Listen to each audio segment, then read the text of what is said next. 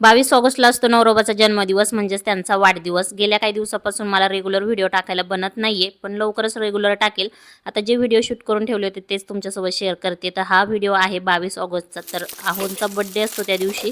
तर वरदला स्कूल होतं, त्याला स्कूलमध्ये नेऊन घातलं. त्यानंतर आज आम्ही दोघांसाठी नाही तर मॅगी बनवायला घेतली.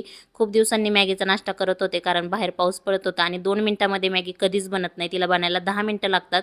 मॅगी बनते तोपर्यंत आहोंनी इकडे छान मस्त देवपूजा करून घेतलेली होती. आज देवपूजा निवांत चाललेली होती, कारण आज सुट्टी होती त्यामुळं.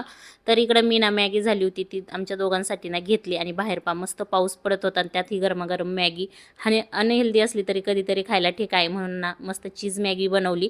आहोंना पण आवडली. आता आमचं रोजचं झालंय की सौरभ जोशीचे ब्लॉग बघता बघता नाश्ता करायचं. तर इथं मस्त असे आम्ही दोघांनी नाश्ता करून घेतला आणि आज बड्डे स्पेशल असं काही जास्त नाही, पण ना महागडं गिफ्ट तर मी देऊ शकत नाही, पण ना फुलाची पाकळी म्हणून गॅलरीतलं हे फुल आहोंना मात्र नक्कीच देऊ शकते.